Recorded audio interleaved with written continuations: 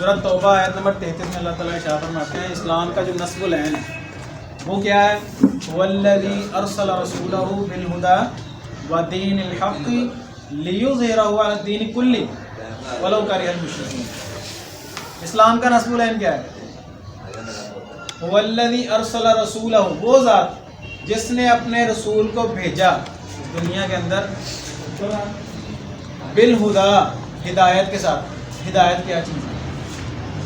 ہدایت آپ کے انفرادی، آپ کے خاندانی، آپ کے اجتماعی، آپ کے معاشی، آپ کے سیاسی، آپ کے حکومتی سطح کے جتنے معاملات ہیں وہ سارے ہدایت کے اندر آتے ہیں۔ کیسے؟ کیا اللہ کے نبی نے، رسول اللہ صلی اللہ علیہ وسلم نے ہمیں زندگی کے کسی موڑ کے اوپر رہنمائی نہیں فرمائی ہے نا؟ اللہ کے نبی نے ہمیں انفرادی، خاندانی، اجتماعی، سیاسی، حکومتی ہر سطح پہ ہماری رہنمائی فرمائی ہے، ہر سطح کے اوپر پریکٹیکل لائف کر کے دکھائی ہے۔ ایسے ہی ہے یہ وہ ہدایت ہے جو اللہ رب العزت نے آپ صلی اللہ علیہ وسلم کو جبرائیل علیہ السلام کے ذریعے سکھا کے ہماری رہنمائی کے لیے دنیا میں بھیجا ہے۔ وَدِينِ الْحَقِّ، ہدایت کے ساتھ اور کیا دیا؟ دین حق۔ دین حق کیا ہے؟ ایک انسان کا دوسرے انسانوں کے ساتھ جو تعلقات ہوتے ہیں ان کے اندر ہر طرح کے معاملات میں صرف اور صرف اللہ رب العزت کو حکم ماننا، صرف اور صرف اللہ رب العزت کو ایک دار اعلیٰ سمجھنا۔ اس کے بعد لیظہرہ علی الدین کلہ، تاکہ یہ ہدایت کیوں دی اللہ کے نبی کو؟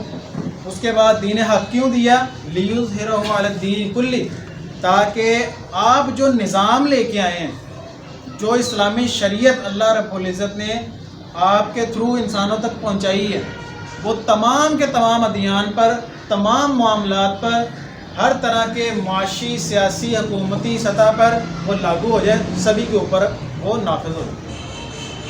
وَلَوْ كَرِهَ الْمُشْرِكُونَ، چاہے اس چیز کو، اس نظام کو، اس تحریک کو، اس اسلامی شریعت کو جو مشرک ہیں، کافر ہیں، وہ چاہے برا سمجھیں۔ اچھا، میں یہاں پر یہ وضاحت کروں، یہاں سے مشرک وہ لوگ نہیں ہیں کہ جو اسلام غیر مسلم ہیں۔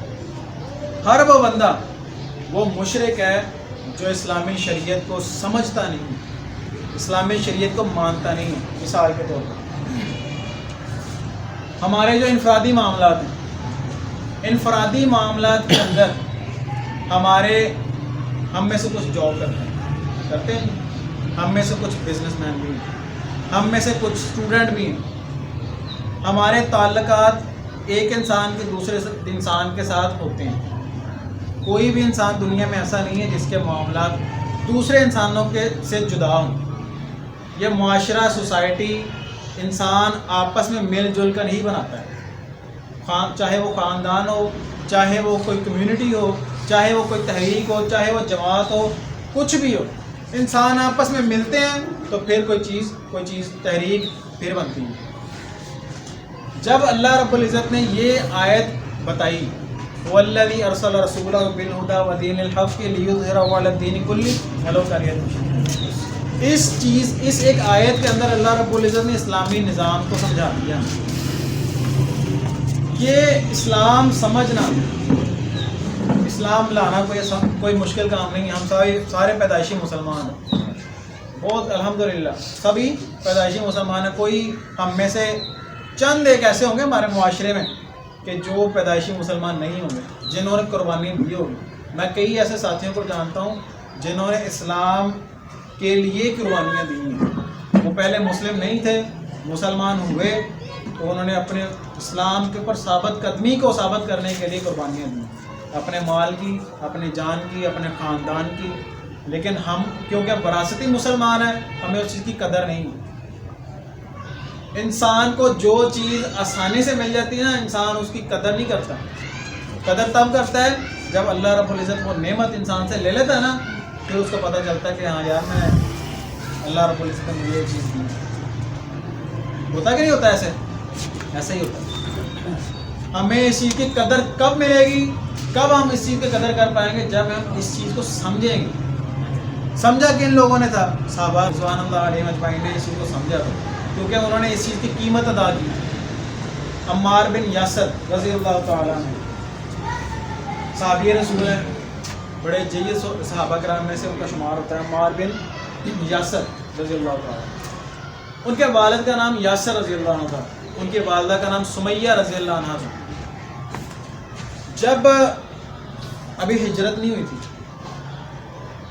عمار بن یاسر، ان کے والد یاسر اور سمیہ رضی اللہ تعالیٰ عنہ، یہ تینوں ہی غلام تھے۔ یہ تینوں کیا تھے؟ غلام۔ یہ تینوں غلام تھے۔ اس وقت کفار مکہ ان کے اوپر بہت ظلم کرتے تھے۔ آپ سب نے واقعات سنے گے، ظلم کی انتہا یہاں تک تھی کہ تپتی پتھریلی زمین کے اوپر ان کو لٹا دیا جاتا تھا اور ان کے اوپر پتھر گرم رکھ دیا جاتا تھا۔ عمار بن یاسر رضی اللہ تعالیٰ عنہ کے سامنے ان کے والد محترم کو شہید کر دیا گیا۔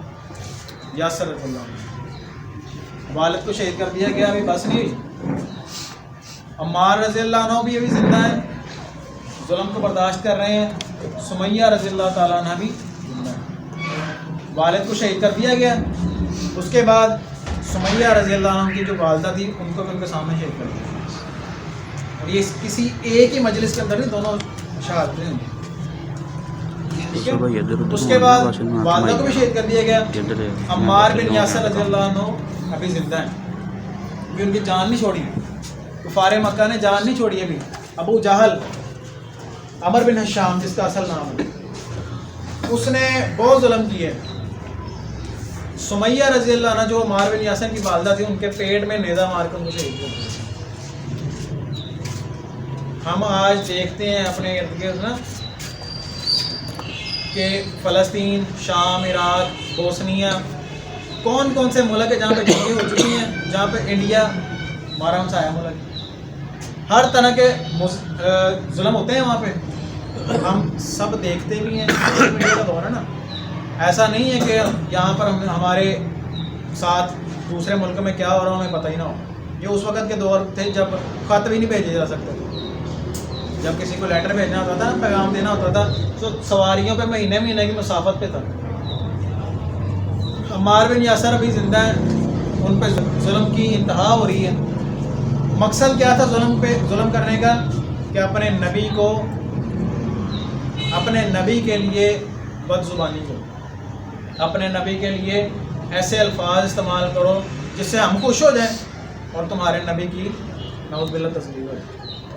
تو وہ تھے صحابہ کرام جنہوں نے اپنی جانیں دینا گوارا کی، لیکن اپنے نبی کے خلاف سخت الفاظ بولنے تو کا سوچنے میں نہیں تصور کیے۔ ہم لوگ کہاں پہ بیٹھے ہیں، یہ ہمیں سوچنا چاہیے، ہمیں اس چیز کی فکر کرنی چاہیے کہ ہم نے کیا اسلام کے لیے کیا محنت کی ہے۔ یہاں پہ ہم لوگ بیٹھے ہیں، روزانہ کوئی نہ کوئی کلاس ہوتی ہے، مہینے بعد اسٹڈی سرکل ہوتا ہے، ہفتے بعد ہفتہ وار آپ کے مجلسیں ہوتی ہیں، آپ قرآن و حدیث سنتے رہتے ہیں، اس کا آپ کی زندگی کے اوپر کتنا اثر ہے یہ سمجھنا ہے۔ آپ نے اس مجلس سے کیا حاصل کیا، کیا اس اپنی لائف کے اوپر اس کو امپلیمنٹ کیسے کیا، اپنے آپ کے اوپر، اپنے خاندان، بیوی بچوں کے اوپر کتنا آپ نے اس کو لاگو کیا۔ کیا آپ کو اس چیز کی پوچھ نہیں ہونی؟ کیا آپ یہ سمجھتے ہیں کہ آپ کسی ایک مجلس کو اٹینڈ کریں گے تو وہ حدیث ہم نے سنی ہے کہ ایک قرآن و حدیث کی مجلس ہو رہی ہو نا تو اس کے اوپر آسمان سے فرشتے آ جاتے ہیں جو اس کو ڈھانپ لیتے ہیں، سنی نا سب نے؟ کیا آپ لوگ یہ سمجھتے ہیں کہ ہماری مجلسوں کے اوپر فرشتے موجود ہوتے ہیں، وہ ہمیں اللہ رب العزت کے پاس ٹکوا دیتے ہیں تو ہم جنتی ہیں؟ کیا یہ مجلس اٹینڈ کرنا جنتی ہونے کی ضمانت ہے؟ کبھی بھی نہیں ہو سکتا۔